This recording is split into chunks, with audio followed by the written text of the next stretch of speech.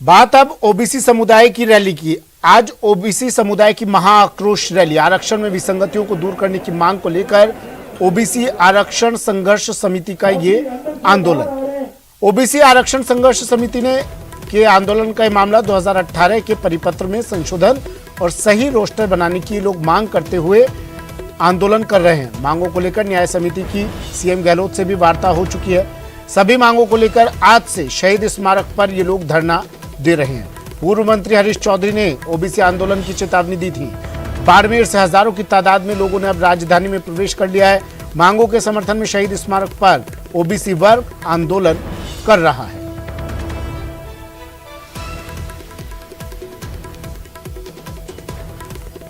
राकेश मेरे सहयोगी हमारे साथ सीधा जुड़ गए हैं।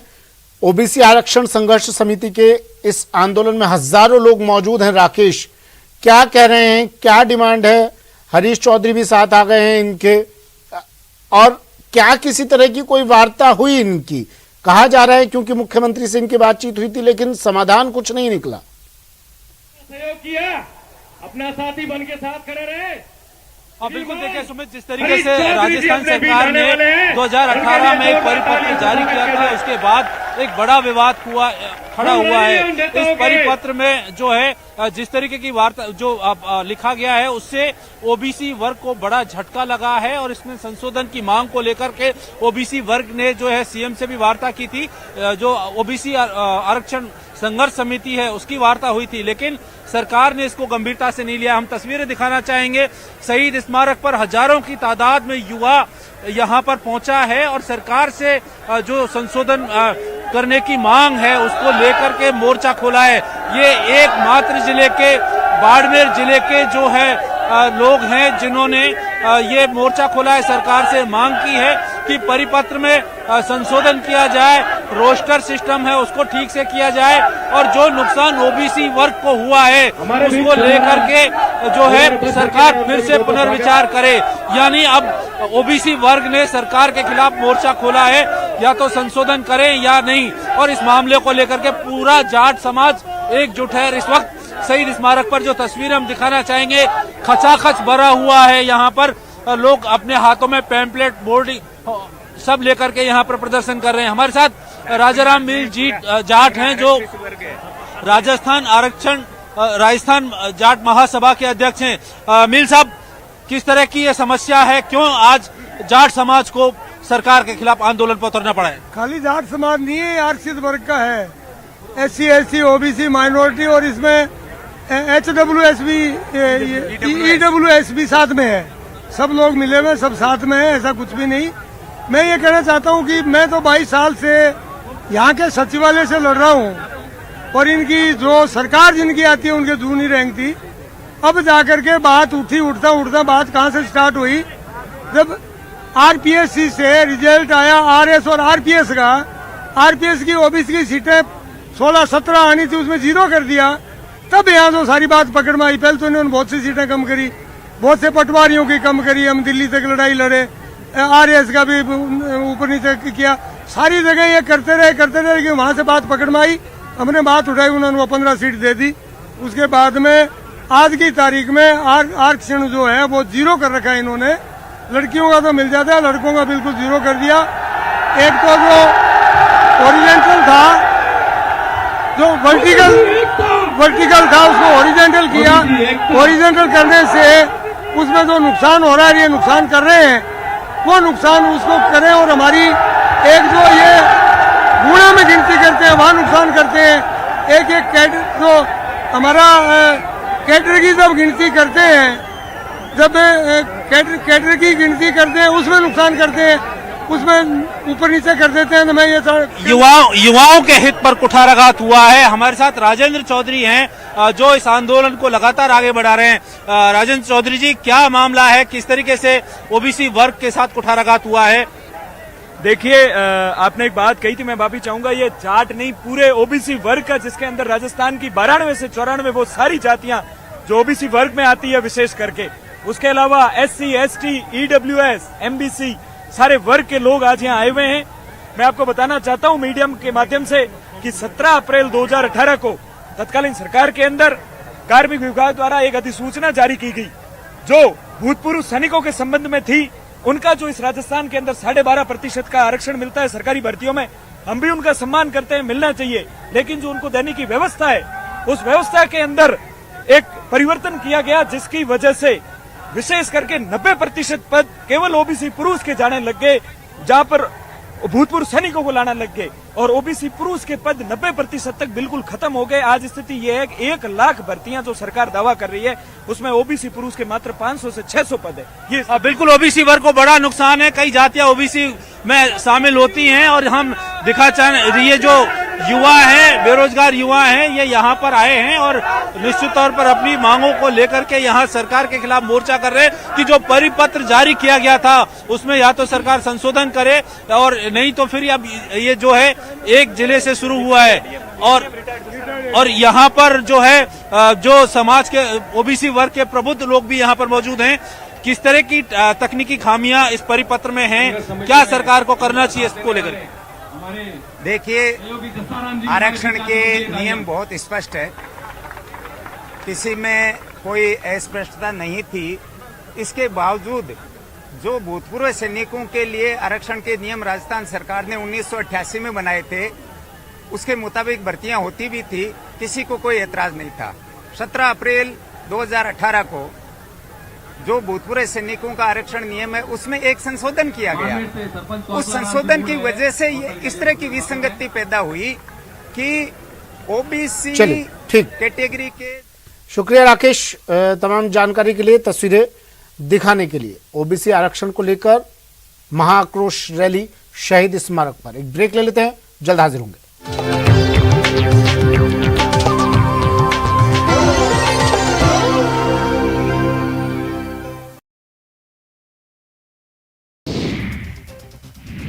प्रधानमंत्री मोदी गुजरात के 2 दिनों के दौरे पर प्रधानमंत्री ने भावनगर में विभिन्न विकास परियोजनाओं का उद्घाटन किया। इस दौरान उन्होंने कहा कि एक तरफ देश जहां आजादी के 75 साल पूरे कर चुका है, वहीं इस साल भावनगर अपनी स्थापना के 300 साल पूरे करने जा रहा है। 300 सालों की अपनी इस यात्रा में भावनगर ने सतत विकास किया है, सौराष्ट्र की सांस्कृतिक राजधानी के तौर पर अपनी पहचान बनाई है। तो गुजरात पहुंचे प्रधानमंत्री मोदी ने सूरत में रोड शो किया, इसके साथ ही जनसभा को संबोधित किया। इस दौरान प्रधानमंत्री ने कहा कि आज दुनिया के सबसे तेजी से विकसित होते शहर में सूरत का नाम है। तो राजस्थान में मुख्यमंत्री कौन होगा, इसका फैसला 1-2 दिन में हो जाएगा। दिल्ली में सोनिया गांधी से मुलाकात के बाद कांग्रेस के महासचिव केसी वेणुगोपाल ने कहा कि एक बार फिर ऑब्जर्वर जयपुर जाएंगे, विधायक दल की बैठक बुलाई जाएगी और इसके बाद निर्णय किया जाएगा कि आखिरकार अशोक गहलोत मुख्यमंत्री होंगे या नहीं। इससे पहले सीएम अशोक गहलोत ने दिल्ली में 10 जनपद पर पहुंचकर सोनिया गांधी से मुलाकात की। करीब 1.5 घंटे से ज्यादा वक्त तक ये मुलाकात चली और मुलाकात के बाद सीएम अशोक गहलोत ने कहा कि कांग्रेस अध्यक्ष के साथ बैठकर बात की है, हमेशा वफादार सिपाही के तौर पर काम किया है। रविवार को एक घटना ने सबको हिला करके रख दिया, ऐसा लगा जैसे कि वो मुख्यमंत्री बना रहना चाहता है और इसके लिए माफी मांगी। महिला अधिकारों पर सुप्रीम कोर्ट ने एक बड़ा फैसला दिया है। सुप्रीम कोर्ट ने अब यह साफ कर दिया है कि शादीशुदा महिला हो या नहीं हो, उसे 27 हफ्ते तक अबॉर्शन कराने का अपना अधिकार है। अदालत ने कहा कि महिला की वैवाहिक स्थिति जो कुछ भी हो, उसे सुरक्षित और कानूनी तरीके से अबॉर्शन करवाने का हक है।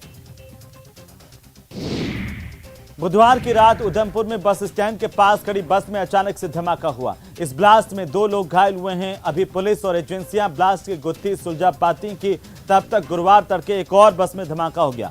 केवल 8 घंटे के भीतर ही उधमपुर में 2 ब्लास्ट हुए हैं। ब्लास्ट का सीसीटीवी फुटेज भी सामने आया है। तो जालंधर के महानगर में मकसुंदा थाना इलाके में नंदनपुर गांव के कैथोलिक चर्च के दरवाजे शीशे के दरवाजों को तोड़ने की घटना हुई है। इस घटना का पता चलते ही ईसाई धर्म के लोग इस चर्च में इकट्ठे। हेडलाइंस प्रेजेंटेड बाय पेट सफा आयुर्वेदिक चूर्ण, पेट सफा तो हर रोग दफा।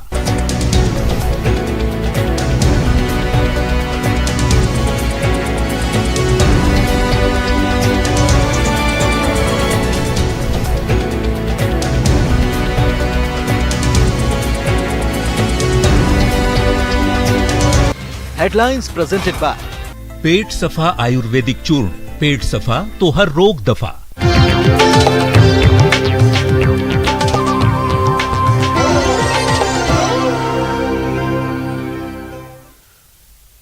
ब्रेक के बाद स्वागत है आपका। बढ़ते हैं अगली खबर की ओर। प्रधानमंत्री नरेंद्र मोदी के दौरे को लेकर आबू रोड में सुरक्षा के इंतजाम अब पुख्ता कर दिए गए हैं। पीएम के गुजरात के अंबाजी के दौरे के दौरान अनेक कार्यक्रम आयोजित होंगे।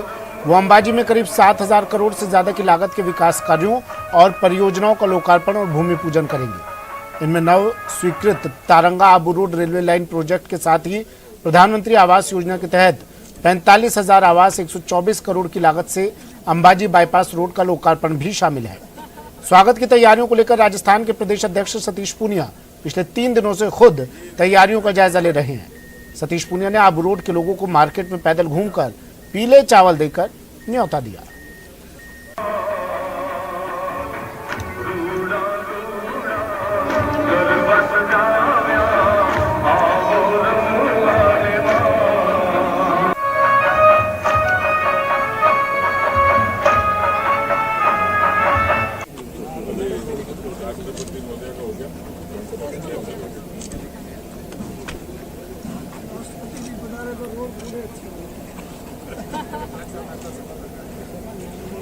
तो आज राजस्थान के दौरे पर रहेंगे प्रधानमंत्री नरेंद्र मोदी और उनके इस दौरे को देखते हुए तमाम व्यवस्थाएं, तमाम सुरक्षा के इंतजाम पुख्ता कर लिए गए हैं। सतीश पूनिया ने खुद जायजा लिया।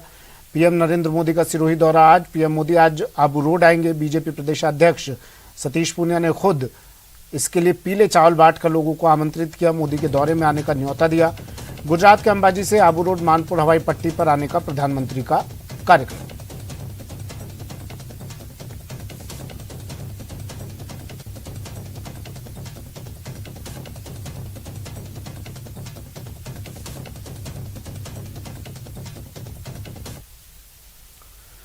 बात तबादला पॉलिसी की, जिसका इंतजार 20 साल से प्रदेश के शिक्षक कर रहे हैं। सरकारें आई और चली गई, लेकिन प्रदेश के करीब 4 लाख शिक्षकों का इंतजार बाकी है। ये रिपोर्ट देखिए।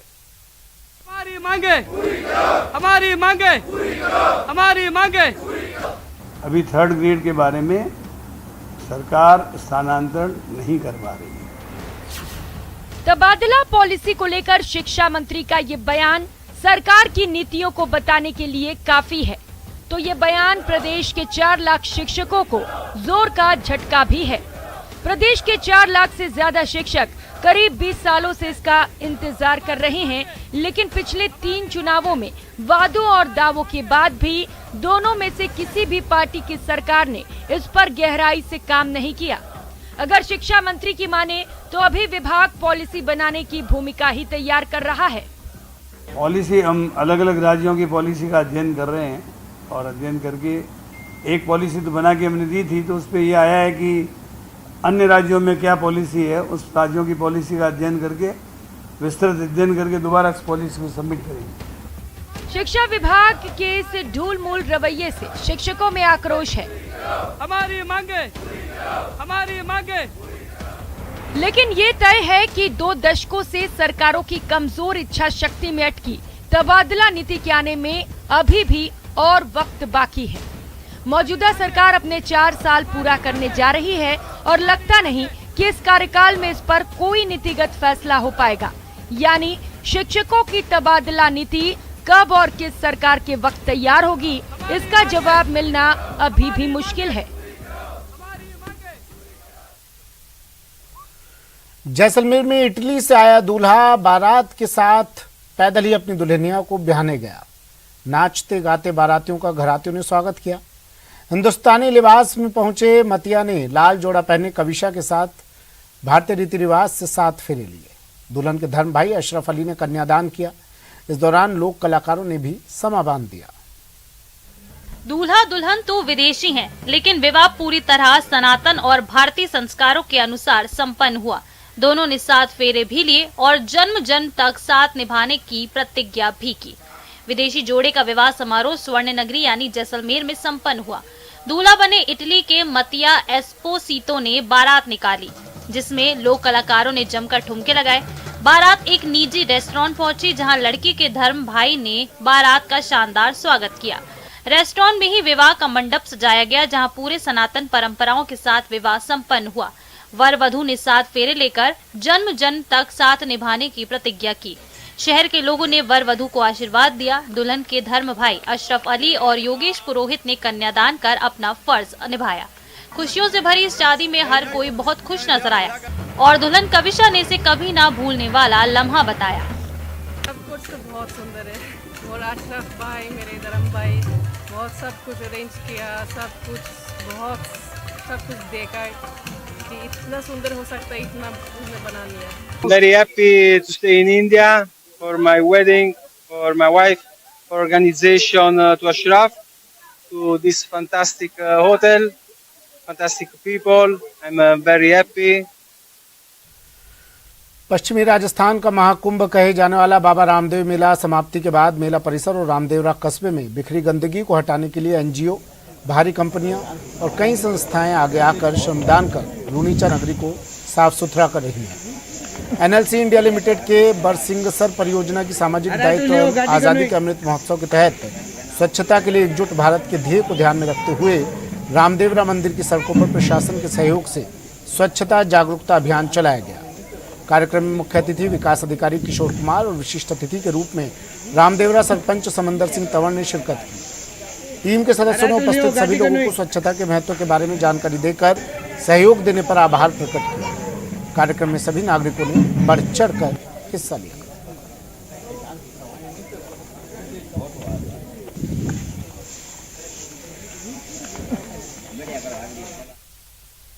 फिलहाल इतना ही, दीजिए इजाजत, नमस्कार।